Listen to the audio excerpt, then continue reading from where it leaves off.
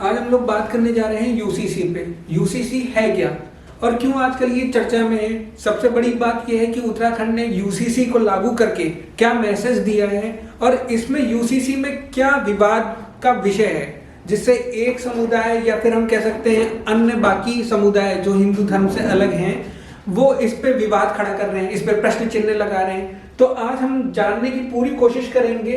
सबसे पहले तो उत्तराखंड ने जो रचा इतिहास है, क्योंकि उत्तराखंड जो है उसने एक नया माइलस्टोन और अचीवमेंट हासिल किया है यूनिफॉर्म सिविल कोड पे, उसको जानेंगे। इसमें हमारे जो संविधान है यानी कि यूसीसी, संविधान का यूसीसी में क्या प्रावधान है, यूसीसी का संविधान में क्या प्रावधान है उसको हम देखेंगे। क्या है इसमें विवाद का विषय ये भी जानेंगे, आखिर विवाद क्यों है, क्यों यूसीसी भारत में एक विवादित और राजनीतिक रूप से ज्वलंत मुद्दा है। तो इस चीज को हम लोग जानेंगे कि आखिर उत्तराखंड ने जो यूसीसी लागू किया है उसका क्या असर हुआ, क्या जो हल्द्वानी नैनीताल में जो दंगे हुए हैं वो भी इसी का ही एक पार्ट है, यानी कि एक सुनियोजित तरीके से यूसीसी का विरोध किया जा रहा है। तो इस सब चीजों को हम आज इस वीडियो में कवर करेंगे। सबसे पहले हम जानेंगे कि आखिर यूसीसी यानी कि यूनिफॉर्म सिविल कोड, जिसे हम लोग समान नागरिक संहिता भी कहते हैं, वो है क्या आखिर। ठीक है, अगर लेकिन इसमें सबसे पहले डिटेल की जो बात है और जो ज्यादातर लोगों को तथ्यों के बारे में नहीं पता होता वो ये है कि समान नागरिकता की बात कर रहे हैं हम लोग, तो यहाँ पर आपराधिक जो कानून है वो इस यूसीसी से बाहर है। यानी कि जो आपराधिक कानून है, आपराधिक जो मामले भी होते हैं वो भारत के न्यायालय या कि भारत के संविधान द्वारा गवर्न किए जाते हैं, चाहे वो अपराध किसी भी धर्म के लोगों ने किया हो। तो इसमें केवल सिविलियन जो आपके मामले हैं, जैसे संपत्ति का अधिकार, उत्तराधिकार का अधिकार या फिर विवाह से रिलेटेड जो भी अधिकार हैं, वो हर धर्म के अपने पर्सनल लॉज हैं, उनके द्वारा शासित किए जाते हैं और वो पर्सनल लॉ जो है सभी धर्मों के अलग अलग हैं। अब इन सभी धर्मों की बात की जाए तो ये जो पर्सनल लॉज होते हैं वो काफी ज्यादा रूढ़िवादी, जिसे हम लोग कहते हैं स्टीरियोटाइप, वो माने जाते हैं रूढ़िवादी। और उसमें रूढ़िवादिता का मतलब ये है कि वो परिवर्तन लाना नहीं चाहते। मसलन अगर बात करें महिलाओं के अधिकारों की बात की जाए तो वहां पर महिलाओं के साथ काफी ज्यादा भेदभाव है। तो इन सब चीजों को दूर करने के लिए हमारे संविधान में आर्टिकल 44 यानी कि अनुच्छेद 44 पे समान नागरिक संहिता यानी कि यूसीसी का प्रावधान है। इस यूसीसी को अब जो है कुछ राज्य लागू करने जा रहे हैं, जिसमें से उत्तराखंड ने इसको लागू करके ये मैसेज दिया है कि वो समान नागरिक संहिता पर विशेष फोकस करने वाला राज्य है। इससे पहले भी गोवा में अगर बात की जाए तो हमारे गोवा में यूसीसी लागू है, लेकिन वो यूसीसी वहां पर जब पुर्तगालियों का शासन था 1961 से पहले का, यानी कि आजादी से पहले का जो वहां पर पुर्तगालियों का शासन था उनके द्वारा लागू है। यानी कि आजादी के बाद यूसीसी लागू करने वाला उत्तराखंड पहला राज्य बना, जो कि इसका अचीवमेंट है। तो थोड़ा सा हम लोग चर्चा करते हैं आखिर आर्टिकल 44 जो कि यूसीसी के बारे में बात करता है, वो भारत के संविधान में वर्णित directive principle of state policy यानी कि राज्य के नीति निर्देशक तत्व के अंतर्गत आता है। और हमें पता है डीपीएसपी को लागू कराने के लिए हम लोग कोर्ट में नहीं जा सकते। तो डीपीएसपी क्या है, सामाजिक एक इशू है जो हमारे लिबरल एंड इंटेलेक्चुअल प्रिंसिपल है, उसके द्वारा गवर्न किया जाता है। फिर चलते हैं, हम आगे देखते हैं क्या है यूसीसी।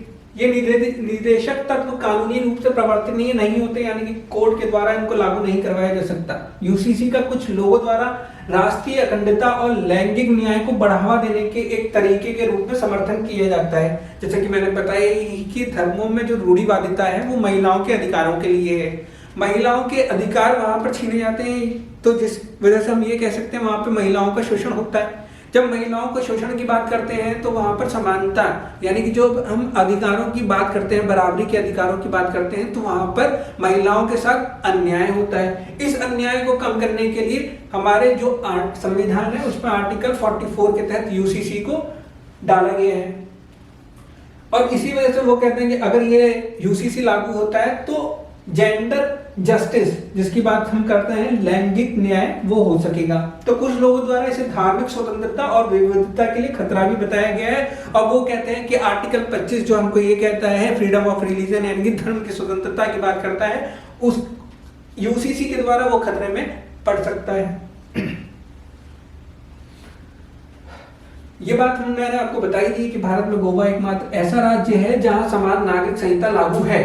वर्ष 1961 में पुर्तगाली शासन से पहले ही वहां पर पुर्तगालियों द्वारा यूनिफॉर्म सिविल कोड लागू है, जिसे हम लोग गोवा सिविल कोड के नाम से भी जानते हैं। इसके बाद शेष भारत में धार्मिक या सामुदायिक पहचान के आधार पर विभिन्न पर्सनल लॉज हैं, जिनका पालन किया जाता है विभिन्न धर्मों द्वारा। वर्तमान में न केवल मुस्लिम बल्कि हिंदू, जैन, बौद्ध, सिख, पारसी और यहूदी भी अपने पर्सनल लॉ द्वारा शासित होते हैं। व्यक्तिगत कानून धार्मिक पहचान के आधार पर निर्धारित होते हैं। संशोधित हिंदू पर्सनल लॉ में भी अभी भी कुछ पारंपरिक प्रथाएं शामिल हैं। यूसीसी भारत में एक अत्यधिक विवादित और राजनीतिक रूप से ज्वलंत मुद्दा क्यों रहा है? इसका कारण क्या है वो सबसे पहले हम समझेंगे। इसका कारण यह रहा है कि इससे पहले जो विधि आयोग यानी कि लॉ कमीशन है, उसने अपनी एक रिपोर्ट में कहा था कि ये ना तो आवश्यक है और ना ही वांछनीय है। यानी कि अगर यूसीसी लागू भी नहीं होता है तो इससे कोई फर्क पड़ने वाला नहीं है। अगर लागू हो जाता है तो भी उससे कोई फर्क नहीं पड़ेगा। यानी कि ना लागू हो या लागू हो उससे ज्यादा अंतर आने वाला नहीं है। और यही कारण है कि कई अन्य धर्म जो है इस लॉ कमीशन के जो बयान है इसको एक ढाल के रूप पे अपनाते हैं और यूसीसी का विरोध करते हैं। उत्तराखंड विधानसभा में यूसीसी यानी समान नागरिक संहिता बिल पेश हो गया है। कानून बनाने के बाद उत्तराखंड आजादी के बाद यूसीसी लागू करने वाला देश का पहला राज्य हो जाएगा। ठीक है, तो ये सबसे बड़ी बात है जो हमारा लॉ कमीशन है यानी कि विधि आयोग, जिसने ये कहा कि जरूरी नहीं है यूसीसी को लागू करना। तो लॉ कमीशन के आधार पर ही कई सारी जो लॉज होते हैं यानी कि जो हमारे कानून होते हैं उनमें उनकी राय ली जाती है। यानी कि अगर लॉ कमीशन ने किसी कानून में कोई नुस्ख निकाला है तो उसकी बातों को एक बहुत ज्यादा बल दिया जाता है लॉ कमीशन की। लेकिन हमारी सरकार पे ये लॉ कमीशन की बातों को लागू करना जो सुझाव देते हैं वो मैंडेटरी नहीं होते हैं, वो कंपलसरी नहीं होते हैं। यानी कि केंद्र सरकार चाहे तो उन सुझावों को मान भी सकती है और चाहे तो रिजेक्ट भी कर सकती है। समान नागरिक संहिता पर ड्राफ्ट कमेटी बनी थी जिसने 780 पन्नों की रिपोर्ट दी है। इस पे करीब 2,33,000 लोगों ने अपने विचार दिए हैं। यानी कि इसमें नागरिकों के भी विचार लिए गए हैं और उन विचारों पर ही 780 पन्नों की रिपोर्ट बनी है। इसे तैयार करने वाली कमेटी ने कुल 72 बार बैठकें की हैं। यानी कि एक छोटा मोटा प्रोसेस नहीं रहा है, काफी सालों की मेहनत और काफी लोगों के विचारों से यूसीसी को लागू किया गया है। यूसीसी के ड्राफ्ट में 400 से ज्यादा धाराएं हैं। बहुत बड़ा कानून है। यानी कि यूसीसी विधेयक महिला, इसके बारे में हम जानते हैं उत्तराखंड का जो यूसीसी बिल है ये क्या क्या जानकारियां देता है। तो सबसे पहली बात है कि यूसीसी विधेयक महिला अधिकारों पर केंद्रित है। जाहिर सी बात है महिलाओं के साथ भेदभाव होता है। और जेंडर इक्वलिटी की अगर बात करते हैं तो यूसीसी जेंडर इक्वलिटी की बात कर रहा है। इसमें बहुविवाह पर रोक का प्रावधान है। यानी कि एक पुरुष ज्यादा विवाह नहीं कर सकता, ज्यादा स्त्रियों से विवाह नहीं कर सकता है। लड़कियों की शादी की उम्र 18 साल से बढ़ाने का भी प्रावधान है। समान नागरिक संहिता बिल में लिव इन रिलेशनशिप के लिए रजिस्ट्रेशन को जरूरी कर दिया गया है। यानी कि अगर आप उत्तराखंड के निवासी हैं और लिव इन रिलेशनशिप में रह रहे हैं तो आपको ये सूचना देनी पड़ेगी सरकार को कि आप रिलेशनशिप में हैं, लिव इन रिलेशनशिप में हैं और उसके लिए आपको रजिस्ट्रेशन करवाना पड़ेगा। बिल में लड़कियों को भी लड़कों के बराबर ही विरासत का अधिकार दिया है। अभी तक कई धर्मों के पर्सनल लॉ में लड़कों और लड़कियों की समान विरासत का अधिकार नहीं था। यानी कि लड़कियों को लड़कों के समान विरासत अधिकार नहीं था। यानी कि अगर हम बात करें जो उत्तराधिकारी का अधिकार है, संपत्ति का अधिकार है, वो ज्यादातर लड़कों के भी पास जाता था। इस बिल से लड़कियां भी उन अधिकारों के लिए अपना दावा ठोक सकेंगी। उत्तराखंड की 4% जनजातियों को कानून से बाहर रखने का प्रावधान किया है, यानी कि जो ट्राइब्स हैं, एसटी हैं उत्तराखंड की, वो इस कानून से बाहर है। ठीक है, यानी कि हम समान नागरिक संहिता की बात तो कर रहे हैं, लेकिन अभी भी यहाँ पर एक असमानता दिखाई दे रही है। कहां पर? जहां पर जनजातियों को इस कानून से बाहर रखा गया है, यानी कि ये सबके लिए समान नहीं है, अभी भी जनजातियां जो है वो बाहर हैं। और ये एक बहुत बड़ा विवाद का मुद्दा भी रहा है, क्योंकि अन्य धर्म वाले लोग कहते हैं कि जब जनजातियां ही बाहर हैं तो ये समान कैसे हो गया। तो इसलिए ये भी हमें सोचने की जरूरत है कि अगर ऐसा ही करना है कि कुछ जनजातियां या जातियों को बाहर रखना है, तो फिर यूसीसी कैसे यूनिफॉर्म हो गया, समान कैसे हो गया, ये एक चिंता का विषय है और समाज को देखना पड़ेगा। बिल में शादी का रजिस्ट्रेशन जरूरी करने का प्रस्ताव रखा गया है। अच्छा, एक मेन चीज है कि जो उत्तराखंड की जनजाति है, जिसमें जौनसारी जनजाति भी आती है, जौनसारी ट्राइब्स भी आती है, वहां बहुपति प्रथा है, यानी कि कई पति वहां पर हो सकते हैं एक महिलाओं की। तो इस प्रकार की कुछ जटिल प्रथाएं भी वहां मौजूद है, जो ये दिखाता है कि अभी भी वहां पर जो जनजाति वहां पर पैट्रियार्कल सोसाइटी है। तो यहाँ पर राज्य सरकार यानी कि उत्तराखंड राज्य सरकार को गौर करने की जरूरत है कि कहीं ऐसा ना हो जनजाति महिलाओं के अधिकार को दबाया जाए, उनका शोषण हो जाए। तो ये भी आपकी ही जिम्मेदारी है, राज्य सरकार और केंद्र सरकार की भी जिम्मेदारी है।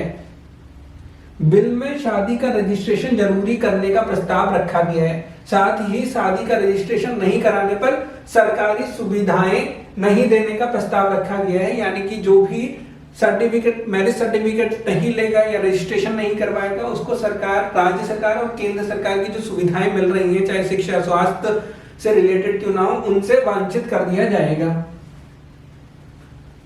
तो ये हमारा जो है उत्तराखंड का ले के बिल है। अब ये समझते हैं कि क्या ये उत्तराखंड का जो बिल है वो भेदभावपूर्ण है, जैसे कि मैंने आपको बताया कि जनजातियां इससे बाहर है और कई समुदायों को इसके अंदर लाया गया है। क्या यही कारण है कि उत्तराखंड में हल्द्वानी नैनीताल में 3 दिन से लगातार कर्फ्यू लगा है, जिसका कारण दंगा है, वहां दंगे भी हुए हैं। तो इन सब चीजों को राज्य सरकार को मैनेज करना होगा और ये समझना होगा कि राज्य की जनता वो उसमें कोई भेदभाव नहीं होता है। ठीक है, वो सभी मुख्यमंत्री या फिर वहां की जो भी सरकार होती है उनके लिए समान होती है, उनको अपना कर्तव्य निर्वाह करना ही पड़ेगा। तो आज हम लोग यहीं पर रोकते हैं यूसीसी को, और अगले वीडियो में हम लोग बात करेंगे कुछ उत्तराखंड से नई जानकारियों की। ठीक है।